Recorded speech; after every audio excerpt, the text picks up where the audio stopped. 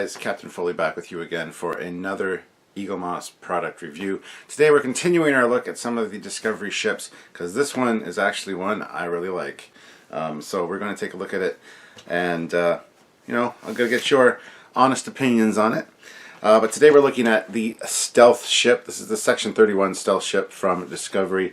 Now I say I like this ship. I love the design. I think it looks cool. The articulation is neat. Not that this model has it. This model does not.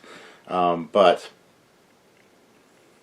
a lot of people are saying, Captain Foley, why do you like a Discovery ship? I like a lot of the Discovery ships. There's some really fantastic designs.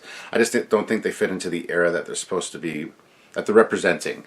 So put it that way. If this was a future ship, like Nemesis era kind of thing, that would be much better. But anyway, that being said, we're going to take a look at it today. So here's the standard box. You got the ship on the front there, Discovery racing along at the top. We got Star Trek Discovery there, and then on the side as well you got another picture of the ship on the stand, which is great. So the box can be used as a stand. It's worth keeping the boxes just because they are nicely done. They do look very nice. So if you keep the ship in them or not, put them up on an upper shelf or whatever, they make like additional decoration for you. So we're going to look at this right now, and maybe we'll see it. Maybe it won't be cloaked. I think this one also has a cloaking device.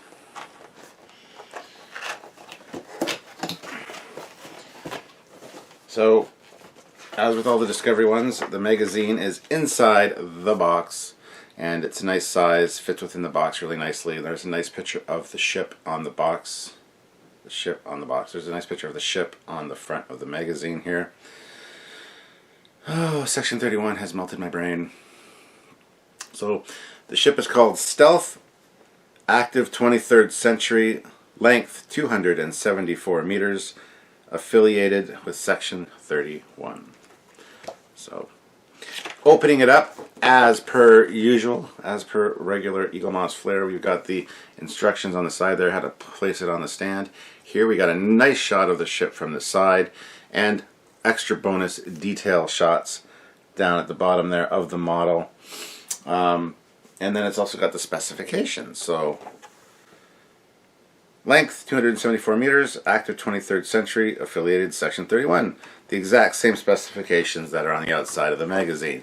That doesn't happen often. Usually they include something extra here, so that's kind of disappointing. But that being said, the shot of it from the side is quite nice.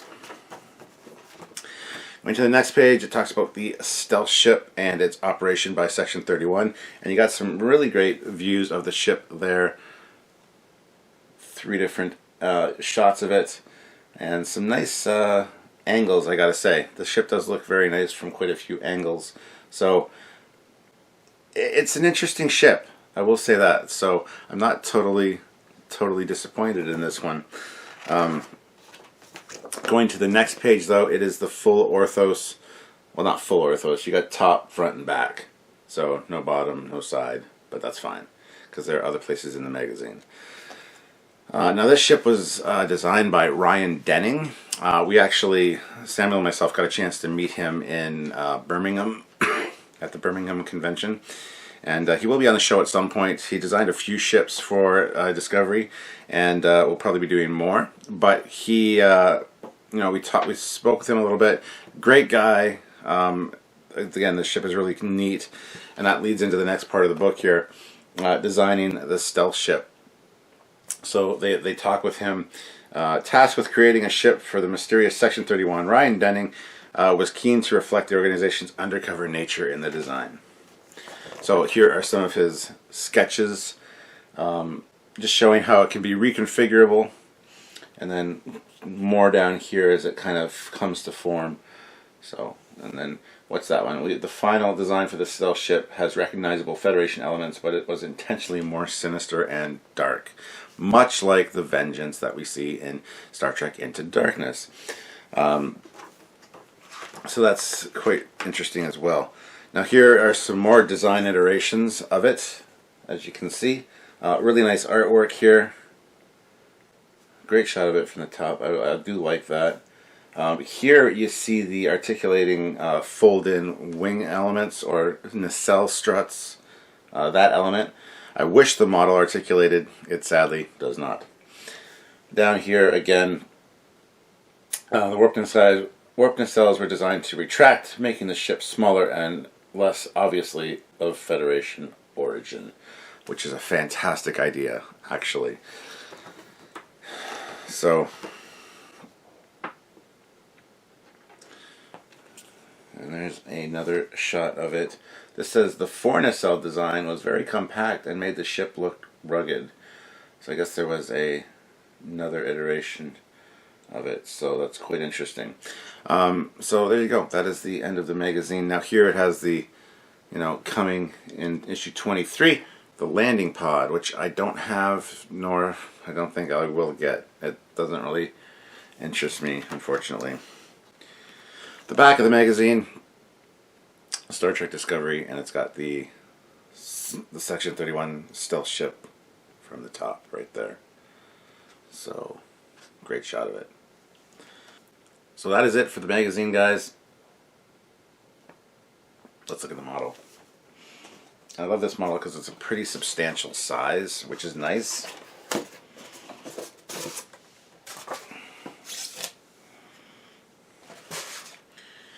And here it is.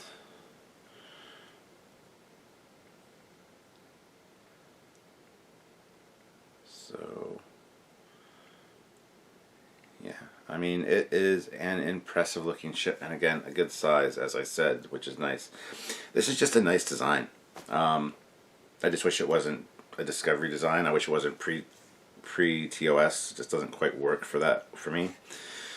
But anyway, let's take a look at the design details. So looking at the top of the ship, we can see there's the bridge module and like almost like a BC deck, but looks just like a B deck or an A deck, to be honest. It's a small ship. You got some window detailing there, and again the black and gray make it look very stealth-like.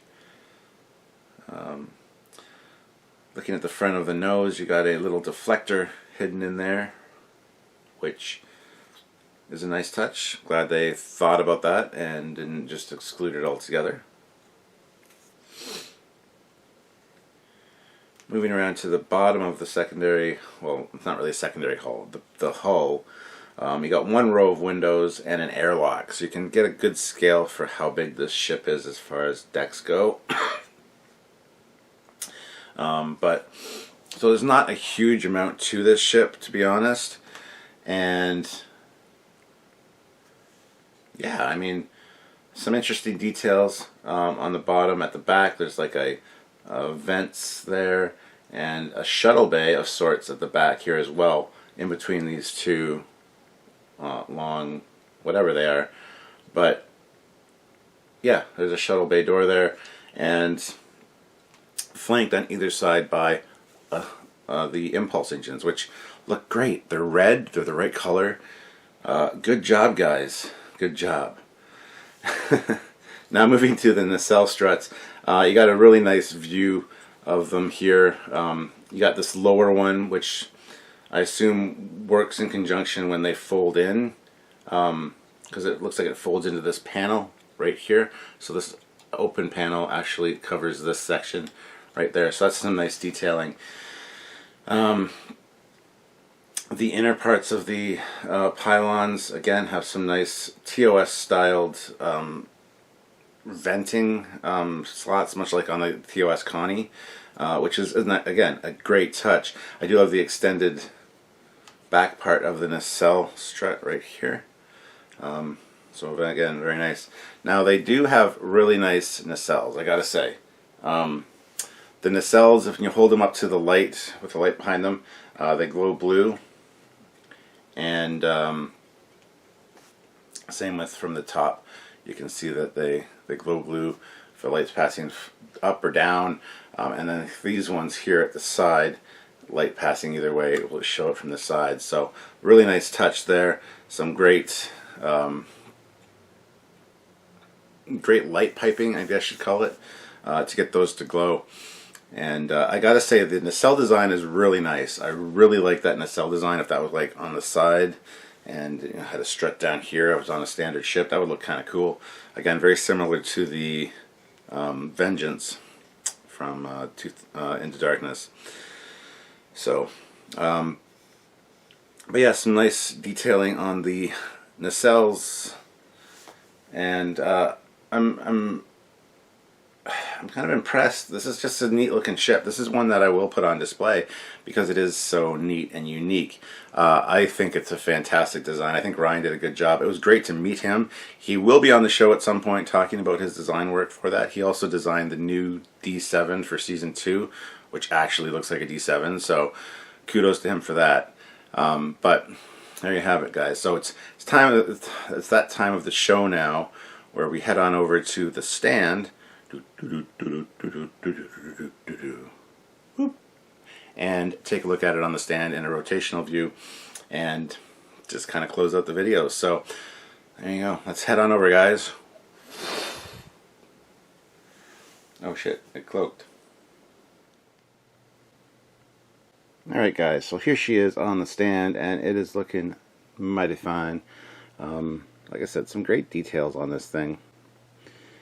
Very nice glowy elements there. You can see the blue glow as some of the light kind of goes in.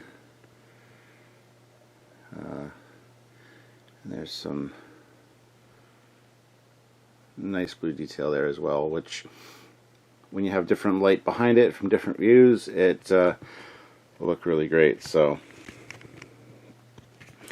if you have it on a low shelf, again, it's a fine looking vessel. Very cool shapes, and it just looks good on a low shelf. If you put it on an eye level shelf, actually it's got some nice looks to it as well. Very worth it for an eye level shelf, for sure. And if you put it on an upper shelf,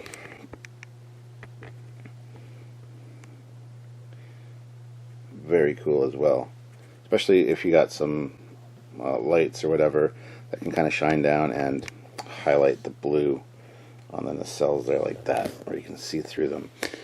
So lots of options for display on this one. My only wish is that it was articulated, that the wings moved. There's a lot of ships that have some kind of feature like that would be great for Eaglemoss to do an articulation of. However, we have spoken with Ben. We do understand the process and how difficult it is to actually get something to articulate and not have it break all the time and just not break down the road. So I kind of appreciate the fact that they don't do it in a way, but I would really like to see it on some maybe deluxe models. Would be neat.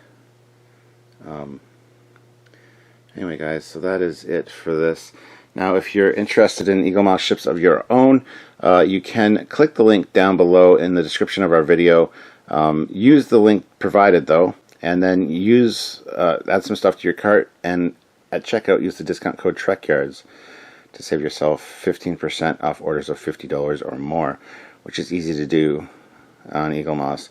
Now the thing is, some XL ships, some shop exclusives, and I think some of the larger ships are exempt from it. However, it's worth going to take a look. There are very, very many to choose from, so the code does apply to most of them, and if you could do that, that would save yourself some money and help us out as well, so please do that. So I guess we're going to call it quits for this today. Look forward to having Ryan Denning on our show at some point to discuss his design work for Discovery. So anyway, until then guys, this is the Section 31 ship. I am Captain Foley.